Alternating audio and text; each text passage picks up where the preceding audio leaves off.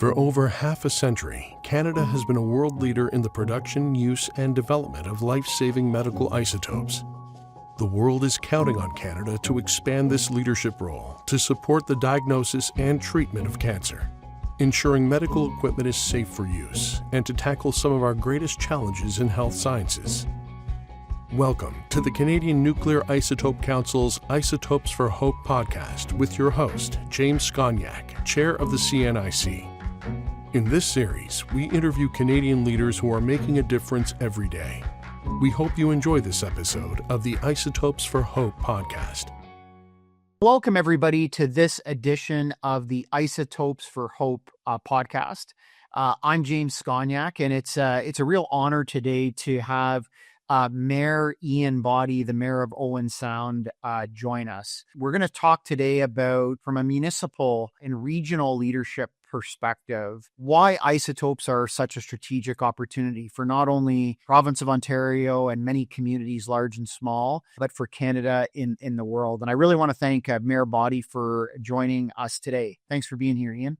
Well, it's great to participate. Thanks. So, Ian, you and I have known each other for a long time. You've been very active on the municipal scene in Owen Sound, in Grey County, in Southwestern Ontario, and across the province for many, many years. And I know the isotope cause and the isotope file is something that you have been, I think so extraordinarily positive about, interested in, and provided great leadership. And what I really wanted to start today is really asking you, what was it that drew you to this file? As the Mayor of Owen Sound, there are so many areas to spend your time, to focus your time, lots of different economic development opportunities. Why isotopes? We're interested, of course, regionally in Bruce Power and everything that comes with it. And when you did your Isotopes for Hope presentation at the Empire Club, we went down and realized that there was a lot of work to do and started to think about how is it that we can help? What can we contribute? From the municipal level, we're often involved in economic development, trying to attract industry and business and commerce to our region to provide jobs. And so it was a natural fit.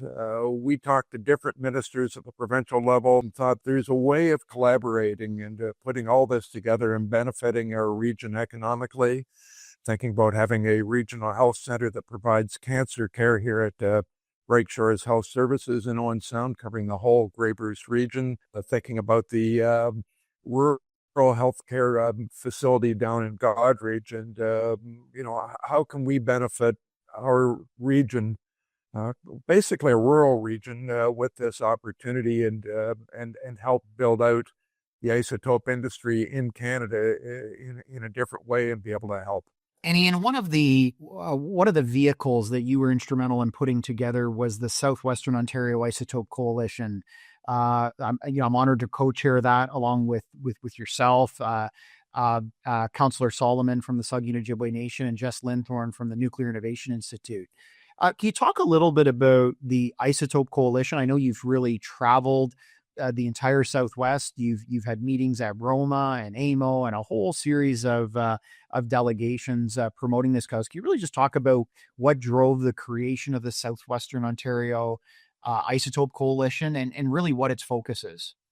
Well, again, after the presentation of Isotopes for Hope and trying to think about what we could do, we pulled together Georgian College and Bright Shores Health Services, and you from Bruce Power and Jessica from the NII and Grey County, and other medical researchers that are in the area, and said, what is it that we can do? And we brainstormed and came up with the idea of this coalition, recognizing that you've got a big educational and research institute at Western University in London, McMaster in Hamilton, in Toronto. So after that, we went out and started to attract the municipalities in the area to sign up and join. And slowly we've been building out the Isotope Coalition right across Southwestern Ontario. And it's been great to have so many people recognize the opportunity and the need and and to join us. Well,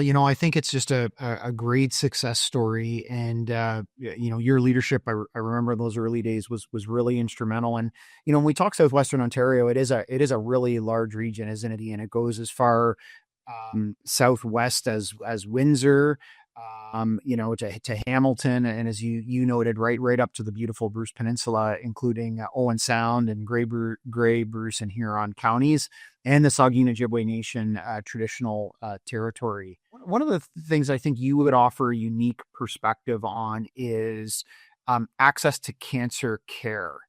You're uniquely positioned of being a mayor of a city in a very rural area.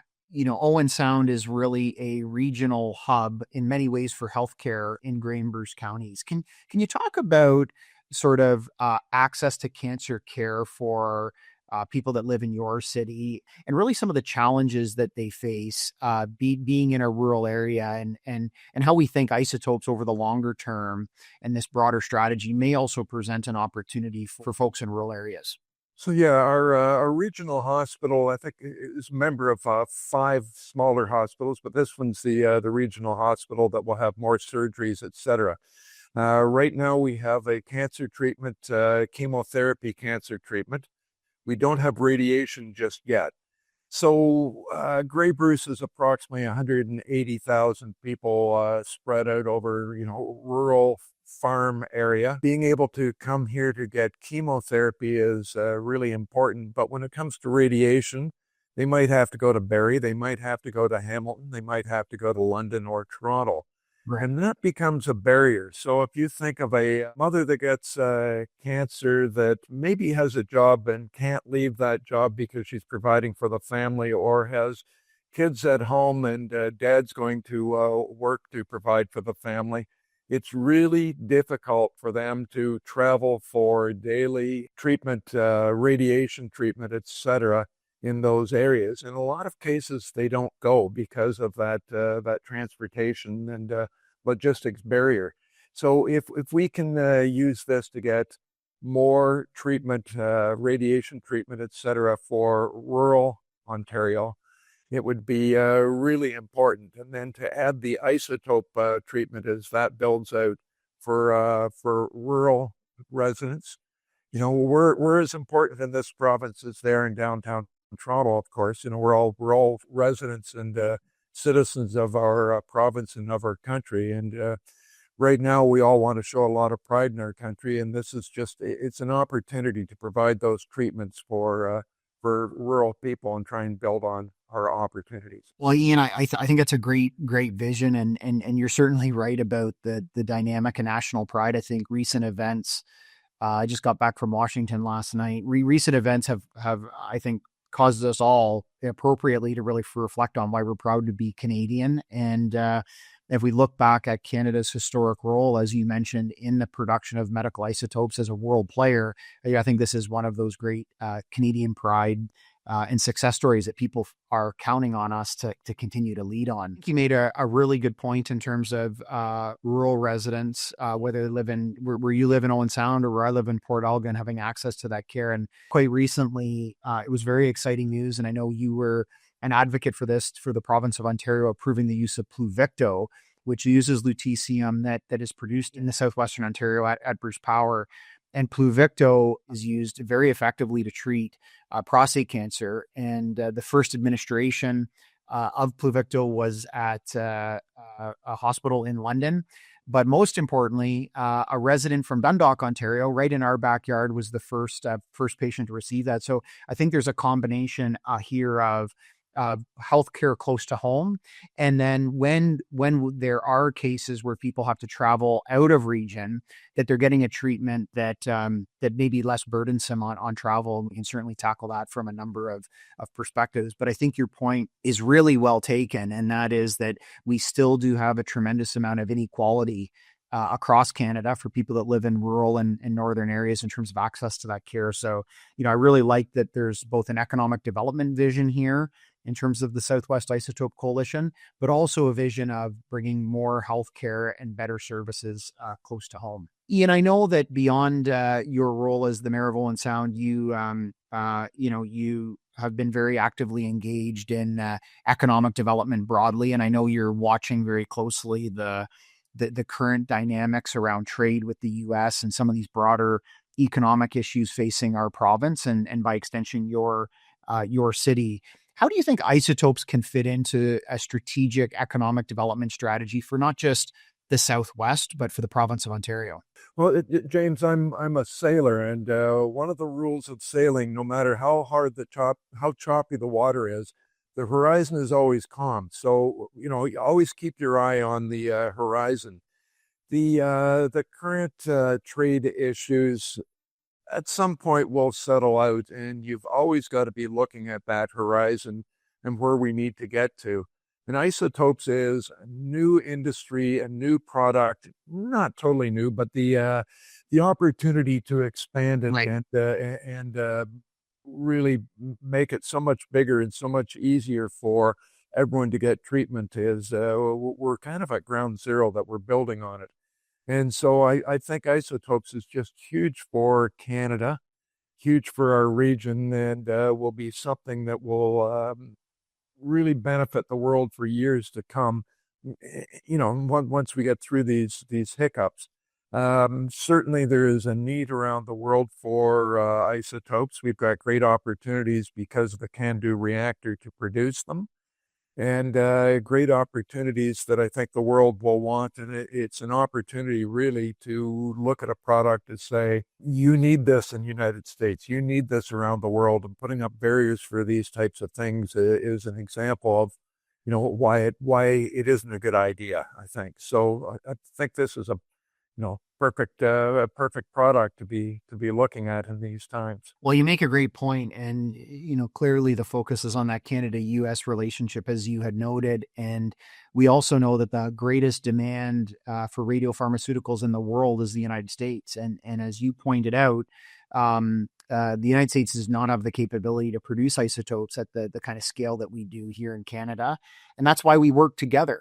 And working together means that we can certainly both win and be successful. What advice do you have for policymakers at the provincial and federal level in terms of how they should be thinking of this opportunity, and what is it we really need to see from our levels of government to realize this opportunity?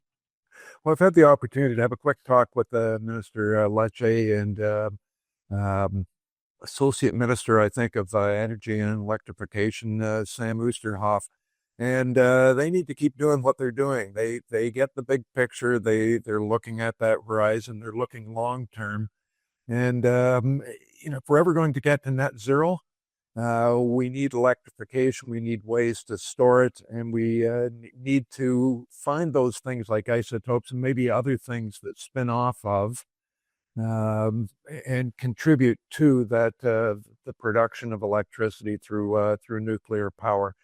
So I think they need to keep their eye on the horizon and keep preparing and doing those things and investing in the electrification that we need. Pretty clearly, nuclear is the non-carbon clean energy that's going to be so important to the world and certainly to Ontario. I really like your perspective on keeping your eye on the horizon. I mean, recently we celebrated the 73rd anniversary of the first cobalt beam therapy, which was actually in London, Ontario. But Ian, I'm always reminded that there are literally hundreds and hundreds of millions of people in the world today that don't have access to that cancer treatment or that cancer therapy that we had in Ontario 73 years ago. And I think our collective hope is that the sooner the better that those folks start to get access to those treatments, because cancer impacts all of us. It doesn't matter what country or continent we live in. And to power that, we're going to need medical isotopes. I think it's just a great perspective that you that you bring to that. I also think the interaction between energy policy here is so important. And the stable energy policy allows us the ability to do that. I know you've been a very strong advocate for stable, reliable energy policy. One of the things I think that has been most unique about the Southwestern Ontario Isotope Coalition, and really that initial dinner that I remember, it feels like it was just yesterday, but it was a couple of years ago, where you sort of brought everybody together, as you mentioned in the introduction, was really just the diversity of people that were brought to the table. And can you just maybe just talk about that, the importance of the sort of the network that you've built here, and is there anything that's been unique about this isotope network? Well, I think it is unique because I can't think of another organization that might pull together industry, research, development, education, medical health care, etc. There's somebody at the table that is doing AI medical scoping development, which is pretty cool. So, of course, the more people you get together from different backgrounds, the more ideas you get that come together, and ideas start bouncing off of other ideas, and you keep building on it. So that was kind of the hope with that. Well, yeah, and I think that's great. And I think what was very unique about the team that you brought together was the folks that you noted, and everything from AI to advanced technology and post-secondary education. But I think one of the other things that is unique that maybe you want to talk about is how all of the mayors and municipalities and wardens really came together as a region. This was not something that was Owen Sound centric. It was something that you really were committed right from the start of bringing together a broad coalition. Can you talk about how unique that also is in municipal space? Good ideas are easy to sell. I think this was a good idea that was easy to sell. It has been very important from my point of view to say this is regional. I know most of the industrial things are not coming to Owen Sound. They're going to go to that west coast of Bruce County, but that doesn't mean that I shouldn't be promoting it and helping it, because the more we attract to the region, the more people, the more dollars come into the region, they circulate through the region from an economic point of view, and certainly us having the regional hospital that is providing health services, cancer treatment for the entire region, including people, over closer to the Bruce Power Plant, and as far away as Godrich is important. So I've always tried to think regionally, and I think other mayors and wardens have adopted that thinking, and thinking big, and sharing things together. So that's the important part of that, is for us not to get our elbows up and worry about our own communities first, but worry about the region and bring the opportunities to the entire region. Well, and that's something that I was really impressed to watch and to see, was where the mayors of the region coming together, not really focused on municipal boundaries, but really focused on how do we bring this industry to Canada? How do we bring it to Ontario? And then how do we bring it to rural Southwestern Ontario? And I think that's a success. And to your point, when we come together, when we look at common success, it's something that we can all win in. And I think that's a real recipe for what we want to do going forward. Well, I think that's a really good way to end today's discussion, with a reminder on why we're doing this. It's about people. I love the on the horizon, as you would say, focus on being a world leader, because we are, and we can continue to be, and we can really set the tone, set the horizon in this space. Ian, thank you very much for joining us today. Thank you very much for your leadership, and for sharing your thoughts on the Isotopes for Hope podcast. It's been a real pleasure and honor working with you, and the approach that you bring to leadership in these kind of issues. And I know our listeners really appreciate you sharing your thoughts this morning. So thank you. Well, thanks, James, for having me on, and thanks for involving me. And it's just a great opportunity for me and for our region, and I'm happy to do it. Great. Well, thanks again, Ian.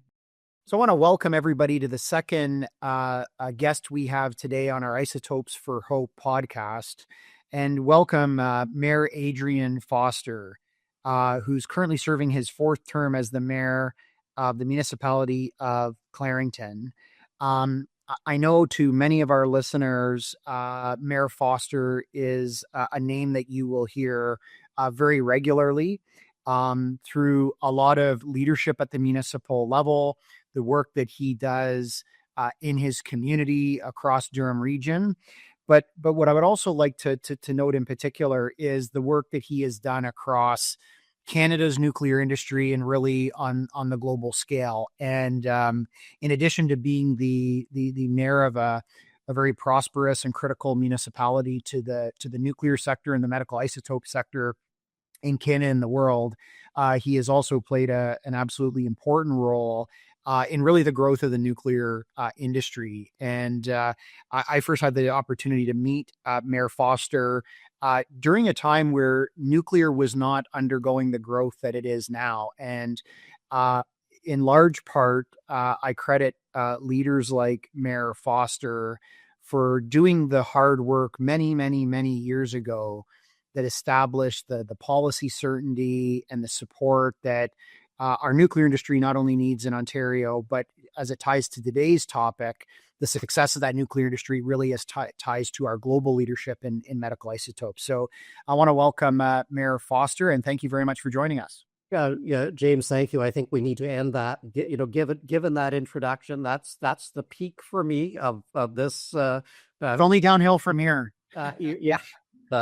You are too kind, but I'm delighted to participate. No, and I mean it all. And what was really important, and we just had a conversation with Mayor Boddy, who I know you've worked with closely. And I think what is truly unique about what we are seeing underway in Ontario is how regions are coming together to put a very strong foot forward and demonstrate not only leadership in the province, leadership in the country, but leadership globally in the area of medical isotopes. So, Mayor Foster, you can maybe just walk us through just, sort of your worldview of how you see Canada's leadership role in isotope fitting into a global scale, and what really drove to the alliance that I know you and other leaders put together in Central and Eastern Ontario. So, I'm picking my words here because that's a big question. It really is.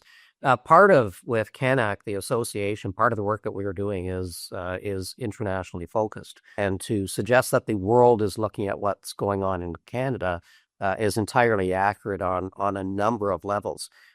Canada has for years been a dominant player, dominant supplier of the isotopes. I would suggest, particularly on the medical side, if we look at the demand, increasing demand, constantly increasing new uses, different isotopes coming forward. Our ability and an ability that's being backed up in the international dialogue that we're having, our ability to supply the world, to teach and train the world, to save lives and see some amazing economic benefits. It's right there at our doorstep right now. I wouldn't mind just talking a bit about right in your backyard. You have both the Darlington and Pickering generating facilities. We know Pickering has been just a workhorse in Ontario in the production of cobalt-60. Very recently, Darlington has announced plans to expand to cobalt-60, which is fantastic, following the close to the end of a very successful refurbishment program, and also moving to the production of molybdenum-99. Just from your perspective, Mayor Foster, maybe just talk to us about how important that production of medical isotopes is to you as a region in terms of your broader view in where you want to see the region move in the long term. So, part of my history, I used to live very close to the Pickering reactors. I moved out to Clarington. I'm very close to the Darlington reactors as well. When I lived in Pickering, OPG, not OPG at the time, but was people did not like having a nuclear power plant in their backyard. There was a tremendous amount of mistrust, and we have moved from that to communities embracing nuclear power, and part of with the technology that we're using, we've got people going to work every day whose sole job is to create these isotopes that are saving lives. One singular focus. So we've gone from fear of the reactors to immense pride in what we are doing in our community, and and it is so broadly felt in that entire sector. So it's only been the last couple of years that we've been talking about medical isotopes in Canada's part. It's only been the last couple of years that we've really been talking about the can-do tech for the specific isotopes that we're making out of them. And I don't think the public, and I don't think a lot of decision makers had the faintest idea of this very tangible, very good benefit that was coming aside from the production of electricity. And Mayor Foster, when I know you noted that on the international level and throughout Canada, I know you're out there talking with communities, talking with opinion leaders, engaged with both the nuclear and also the isotope sector in Canada. How you feel this whole issue of medical isotopes fits in with that dynamic? For any community leader, whether you're talking with mayors in Ontario, mayors in the U.S. or mayors in Europe, any community leader, the first fundamental thing that you worry about is the health of the community. Individuals need access to healthcare. They need access to the best and the newest forms of healthcare. So whether it's a national or global strategy, I can tell you that all of my colleagues are focused on that. And you've got to wonder, without Canada's leadership, without the industry's leadership, would the world, be in a spot with nuclear medicine that they are now? And, I would have to believe not. We may have been decades delayed in treating some of the cancers. It's again, I'm going to come back to a great point of pride, but also necessary for the political leaders to have that recognition. Even yttrium. My understanding on yttrium is, we were largely dependent on Russia. Well, should we be dependent on somebody else to provide the public, our public, with what they need to be effectively treated, to be healthy, to survive? No, I think it's well stated, and we've all heard some of the stories out of Ukraine following Russia's invasion of Ukraine, of isotope supplies cut off to certain parts of Ukraine, and I think you're right on the right focus there. Of we as Canadians don't want to see any patient not receive the medical isotopes that they need because of geopolitical reasons. I think that's a reason why Canada is so important to this. So, James, you would have seen it more. And again, for the general public, I don't know that most Canadians, probably most of the folks in the United States as well, understand how devastating the invasion of the Ukraine, whether it was energy sovereignty, gas, isotopes, the change in the European psyche was absolutely massive. And you've seen it, you've spoken with the individuals, but until you're there face to face and understanding the massive angst, we are perhaps getting a wee tiny taste of that right now today in Canada. Absolutely. And some, just for our listeners, some signals from the U.S. administration on auto tariffs coming in today. And we're all hopeful that we can return to some normalcy here, but certainly a challenging time for Canada. And I think, if anything, these dynamics, Mayor Foster, I don't know what you're finding in your community, but certainly where I live is these challenges have really, I think, sparked a lot of Canadian pride, and Canadians are reflecting on all of the things that make this a great country. And I think it's so appropriate we're talking about medical isotopes today, which is one of those, as you say, hidden gems that we don't talk about enough. No, you're 100% correct. So there's, I think there are two things: pride and an understanding that we need a degree of self-sufficiency, which a lesson that the Europeans have learned or are learning. It's always a progression. Absolutely. So I now want to move on to the Central and Eastern Ontario Isotope Alliance. I know the municipality of Clarington, under your leadership as mayor, was one of the founding members, one of the driving forces behind this.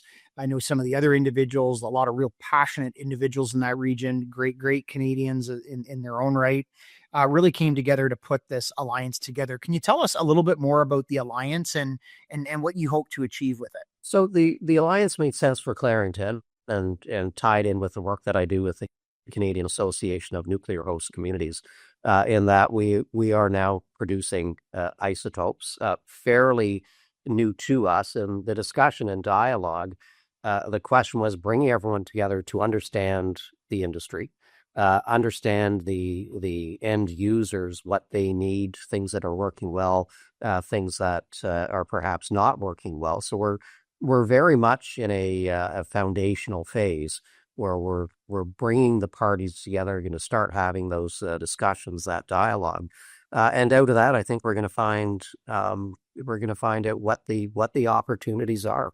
How can we do things bigger? How can we do things? How can we do things better? And again, looking at the growth, looking at the growth and the need, looking at what's going on internationally, it just feels like right place, right time. Maybe I'll build on that. I know in your many roles, you engage very closely with both the provincial government here in the province of Ontario, but also the government of Canada. We're at a place here within a very short period of time. We have a new government at the provincial level in terms of Premier Ford reelected. We'll see the outcome here of the current federal election. If you were advising either the government of Canada or government of Ontario in terms of how they should view the isotope sector and some of the strides that you would like to see from those levels of government, what advice would you have? Yeah, so I just had a meeting, virtual meeting with UNINI, the universities, the group around that, and it's almost joint therapy. Speaking with them, talking with we will have some certainty on federal politics in a couple of weeks' time, which is good. That certainty will allow some more work to be done. We've got certainty here in the province, but part of it is we need to educate the decision makers. So a question whether I'm looking at my colleagues here, at the local level, Durham region, or at the provincial level. There will be a limited number of members of provincial parliament and probably a fewer number of members in Ottawa that appreciates this sector or has any knowledge of it. And again, we are typically Canadian. You don't brag about what you've done, the history, some of the leading edge science behind it. So the plea to the government would be twofold. One, learn, give us an opportunity to tell our story. The second is, the government needs to fund groups like UNINI. We had that chat with CANAC as well. We have an amazing story to tell. We are independent of industry to a degree. So, I'm the mayor of a municipality that can share my direct experience. The universities can share their direct experience. Our ability to get out and tell a story is phenomenal. But part of that ability is we need resources to be able to do that, as well as resources to educate, as I said earlier, the decision makers. No, I think that's well said. And I know it's with my nuclear hat on, but I've always been a big believer that our host municipalities, that we need to find new ways of also ensuring they have the capacity to do their roles. And because it's so strategic, it's not only important, but it's very strategic to the success of the sector. So I'm going to divert here a little bit and give kudos to Bruce for in Kincardine, funding staff internally at Kincardine to focus on the nuclear file. That is, some embedded expertise for the host communities is so exceptionally helpful. So that was a really good move. Well, and I think that the more of that capacity we have, to your earlier point, that where we tie in with areas like medical isotopes, it improves that expertise in-house. And I really think, the partnership with municipalities in the sector can be a real strategic advantage. And I think traveling overseas as you have, very rarely do you see an industry working with the municipal sector so closely. And I think it's a really strong attribute of what we offer. Yeah, it's an interesting industry, isn't it? It's very tight knit, which is perhaps a good thing and a bad thing. We try to get the message out because the industry is tight knit on a global basis. But I'll suggest you were asking earlier what you'd ask and having the resources at a municipality. So one of the challenges that we have, and one of the challenges any of the host communities, are the resources to do a deeper dive into the fossil and be as helpful as we can be with that. So last question I want to leave with you. You, as I mentioned in the introduction, for many, many years, very long-serving mayor. For many, many years, you've been really putting a lot of leadership and effort and focus into the success of the nuclear industry. And a lot of those seeds have been planted over the last decade, and they will make a substantial difference to Ontario, Canada, and the world for decades to come. If we were sitting here 20, 30 years from now, Mayor Foster, where would you like to see your region be in terms of nuclear power, medical isotopes? What does the North Star look like for you? So the North Star is, in a word, probably more. So the North Star, we've got a variety of small modular reactors deployed with a variety of technologies as required wherever those reactors are deployed. We haven't lost sight of the larger reactors for all the things we hear about, a low carbon, affordable, reliable electricity supplying the needs that we increasingly we know how vastly that demand for the electrical supply is going to go on the isotope side. That we have a clear understanding of the market, the ability of the market.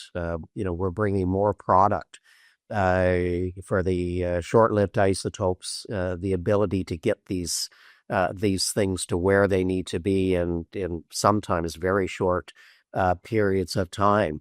I would look out my window or do something in Europe and see the impact of the Canadian industry worldwide. Whether it's expertise that we've shared. We're seeing this now. The universities are engaging, offshore for countries that need to create an entire nuclear ecosystem, including isotopes. Imagine nations, third world nations, where nuclear medicine is simply not possible, and that not only being a possibility but a reality. I mean, the benefits on the nuclear side, be it energy, be it isotopes, what's the for all mankind is an Apple thing, but we're on. I think we're on the cusp of doing amazing things for humanity as well as the planet. Well, you know what, Mayor Foster, I think it's a great way to wrap up this discussion. I want to both thank you for joining us, but also thank you and your colleagues at the municipality at Clarington for all your leadership, not only in your own backyard, but really looking broadly at your region, your province, your country, and how that can contribute to people around the world. So thank you very much for joining us today. It is an absolute pleasure. This whole sector is just so fascinating and so easy to get excited about it. So thank you for this. Thank you for allowing me to share a bit of that. Thank you for listening to this episode of the Canadian Nuclear Isotope Council Isotopes for Hope podcast with James Sconiak. Please share this podcast and follow us to stay in the loop. To learn more, please visit our website at canadianisotopes.ca.